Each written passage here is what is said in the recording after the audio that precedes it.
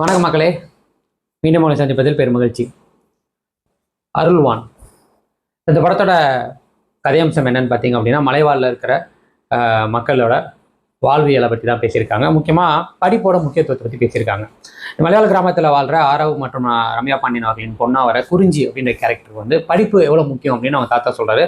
அந்த படிப்பு இல்லாதனால அவங்க தாத்தாவுக்கு ஒரு அநீதி நடக்குது. அவர் சாகிறதுக்கு முன்னாடி தான் பேத்திக்கிட்ட வந்து நீ எப்படியாவது படிச்சிடணும் அப்படின்னு எனக்கு சத்தியம் பண்ணி கொடுன்னு சத்தியம் வராது. அந்த சத்தியத்தை காப்பாற்றுறதுக்காக அந்த பொண்ணு படுற போராட்டம், அது சந்திக்கிற கஷ்டங்கள், கடைசியில் கலெக்டராக வர நம்ம அருள்நிதியோட அந்த கனவு நிறைவேறிச்சா இல்லையா அப்படின்றத ரொம்பவே வந்து எமோஷனலாக ஒரு படத்தை கொடுத்துருக்காங்க. ஸோ எனக்கு இந்த படத்தில் என்ன பிடிச்சிருந்தது அப்படின்றதுனா, அஃப்கோர்ஸ் மலைவாழ் அப்படின்னு ஒரு படம் வரும்போது சினிமாட்டோகிராஃபி எவ்வளோ தூரத்துக்கு நல்லா இருக்குன்னு அப்படின்னா, அதோட அழகா நீங்கள் ஒன்றுமே படம் அது அழகாக அப்படியே படம் பிடிச்சாலே போதும். அது எந்த அளவுக்கு படம் பிடிச்சிருக்காங்கன்றது ஒன்று. அதே மாதிரி மலைவாழ் மக்கள் ஒரு கிராமம் அப்படின்றது காட்டினாமல் அவங்க உண்மையிலேயே அவங்க எவ்வளோ கஷ்டப்படுறாங்கன்றதையும் காட்டினா அது படம் பிடிக்கிற விதம்னு ஒன்று இருக்குது. அது நிறைய கஷ்டம் ஆக்சுவலி. ஸோ அதை வந்து இந்த படத்தில் சிறப்பாக பண்ணியிருக்காங்க. சினிமாட்டோகிராஃபி டாப் நாச்சாக இருந்து ரொம்ப பிடிச்சிருந்தது எனக்கு. அந்த உண்மையிலேயே அந்த மலைவாழை பார்க்குறப்போ அதில் ஏறி அவங்க தூரத்துக்கு போகிறது நம்மளுக்கு பார்க்குறப்பவே இவ்வளோ ஒரு பெரிய பிரமிப்பை கொடுக்குதுன்னா, அதில் வாழ்றதுன்றது சாதாரண விஷயம் இல்லை அப்படின்றதையுமே வெறும் அழகை மட்டும் காட்டாமல் அதோட கஷ்டத்தையும் காட்டியிருக்காங்க. ஸோ நல்லா இருந்தது. ரெண்டாவது இந்த படத்தில் வர நடிகர்கள் அவங்களோட பர்ஃபார்மன்ஸ், முக்கியமாக குறிஞ்சி அப்படின்ற அந்த பொண்ணோட கேரக்டர், அந்த கேரக்டரோட வெயிட்டேஜ் எவ்வளவோ அதை புரிஞ்சுக்கிட்டு அந்த பொண்ணு பிரமாதமாக நடிச்சிருக்காங்க. உண்மையிலே ஒரு குழந்தையா நம்ம கடந்து போக முடியாமல் அந்த கேரக்டர் எவ்வளோ தூரத்துக்கு எவால்வ் ஆகுது, அது எவ்வளோ தூரத்துக்கு கொண்டு போகணும், அது அந்த உண்மையிலே அந்த படமே அதை சுற்றி தான் இருக்குன்றதை புரிஞ்சுக்கிட்டு அது ரொம்ப நல்லா அழகாக நடிச்சிருக்காங்க. அதுக்கடுத்து இந்த படத்தில் அவங்க அம்மா அப்பா வர ஆரவன் ரம்யா பாண்டியன் அவங்களுமே ரொம்ப நல்லா நடிச்சிருக்காங்க. அது தென் நம்ம உதயநிதி ஒரு கலெக்டராக வராரு.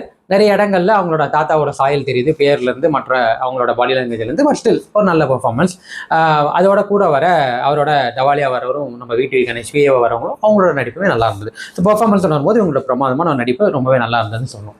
மூணாவது இந்த படத்தில் வர மியூசிக் ஆக்சுவலாக ரொம்ப மைல்டாக, ரொம்ப போட்டு நம்மளை திணிக்காம ஜிவியோட மியூசிக் வந்து ரொம்ப மைல்டாக இருந்தது. ஒரு சில அந்த அதுலேயுமே வந்து ஒரு ஆக்ரோஷமான வர வேண்டிய ஒரு முருகர் பாட்டு வந்து ரொம்பவே சாஃப்டாக, ரொம்ப மைல்டாக, அந்த மலைக்கு ஏற்ற மாதிரி இதமாக இருந்தது. பேக்ரவுண்ட் ஸ்கோருமே நல்லா இருந்தது. ஸோ எனக்கு இது எல்லாமே பிடிச்ச விதம் பெட்டராக பண்ணியிருக்கலாம்.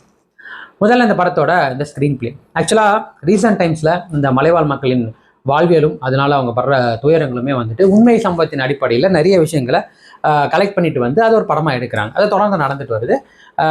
இன்னும் சொல்லப்போனால் அவங்களோட அந்த உண்மை தன்மையை அப்படியே வந்து பிரதிபலிக்கிற படங்களுமே வந்துச்சு. இந்த படத்துலையும் அதுதான். இந்த படமும் நிறைய இடங்கள்ல நம்ம செய்தித்தாள்களில் செய்தி நுணுக்கள்லையும் பார்க்குற மலைவாழ் பெண் வந்து முதல் முறையாக வந்து பட்டதாரியாக இருக்காங்க, முதல் முறையாக வந்து சிவில் எக்ஸாம் கிளியர் பண்ணியிருக்காங்க. இந்த மாதிரி நிறைய விஷயம் நம்ம டிவியில் அப்படி பார்த்துட்டு கடந்து போயிடும்.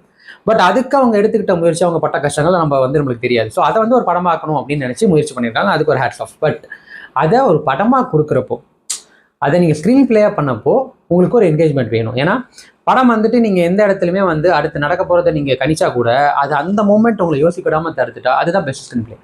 இந்த படத்தோட பிரச்சனை என்ன அப்படின்னா, நிறைய இடங்கள்ல இதுக்கு முந்தின வந்த படங்களோட சாயல் ரொம்ப அதிகமாக தெரிஞ்சுது. மோரோவர் ஒரு காடுன்னா அந்த காட்டில் இருக்கிற ஃபாரஸ்ட் ஆஃபீஸர் கெட்டவனாக தான் இருப்பான். அவன் வந்து அந்த காட்டில் உள்ள எவரோ ஒரு கெட்டவனுக்காக இந்த மக்களை வந்து துன்புறுத்துவான் அப்படின்ற ஒரு அடிப்படையான ஒரு கூட்டு அதை எடுத்துக்கிட்டு அதை வச்சு பேஸ் பண்ணி ஒரு கதை எழுதி முதல் பாதி முழுக்க அதை நோக்கியே நகர்ந்து படிப்பு எவ்வளோ முக்கியன்றத வார்த்தைகளால் மட்டும் சொல்லியிருக்காங்க. ஸோ அதுக்கு அடுத்த கட்டத்துக்கு நான் வரவே இல்லை. ஸோ முதல் பாதி நம்மளோட பேஷன்ஸை ரொம்ப டெஸ்ட் பண்ணுற மாதிரி, ரொம்ப பொறுமையாக, ரொம்ப ரொம்ப சுமாரான, ரொம்ப டிப்ளமேட்டிக்காக, அதாவது எங்கேயுமே நம்மளோட எமோஷனலாக இம்பாக்ட் ஆகாத மாதிரி ஒரு படம் முதல் பாதி தான் வந்தது. ஸோ ரெண்டாவது பாதி இதுலேயும் முக்கியமாக என்னென்னா, அருள்நிதி முதல் பாதி எங்கேயுமே வரல, முதல் காட்சியை தவிர. ஸோ ரெண்டாவது பாதியில் அருள்நிதி வருவார் அப்படின்றது வந்து முதல் பாதியோட அந்த இன்ட்ரோல் பிளாக்ல தான் அருள்நிதி வராரு. அதுக்கப்புறம் ஓகே ஃபைன் ஏதோ நடக்க போகுதுன்னு பார்த்தா மறுபடியும் கொஞ்சம் ஸ்லோ டவுன் ஆகி அதுக்கப்புறம் அந்த படம் வந்து ஓகே அந்த பொண்ணு வந்து அவர் கண்ணப்பட்டு அதுக்கப்புறம் என்ன நடக்குதுன்றதுக்குள்ள இந்த மலையில் என்ன நடக்குதுன்ற ஒரு விஷயம் காட்டும் போதே நம்மளுக்கு சப்புன்னு ஆயிடுது. ஸோ அது வந்து ஒரு அதை மறந்துட்டாங்களா, இல்லை ஒரு நடுவில் எங்கேயாவது இது மாதிரி எடுத்து முடிச்சாதான் நல்லா இருக்கும்னு நினைச்சாங்களான்னு தெரியல. அது நடுவில் வந்து ஒரு திணிக்கப்பட்ட மாதிரி தான் இருந்தது. எனக்கு அதில் பெருசாக விருப்பம் இல்லை அப்படின்னு, எனக்கு அதில் பெருசாக பிடிக்கல. அதுக்கப்புறம் அந்த குழந்தையோட அந்த படிப்பு விஷயத்துக்காக அவர் எடுக்கிற முயற்சிகள், அரசாங்கம் வந்து அரசு அதிகாரிகளால் தான் இயங்குது, அரசு அதிகாரிகள் சரியா இருக்கணுன்றதெல்லாம் சொன்னதெல்லாம் ஓகே தான்.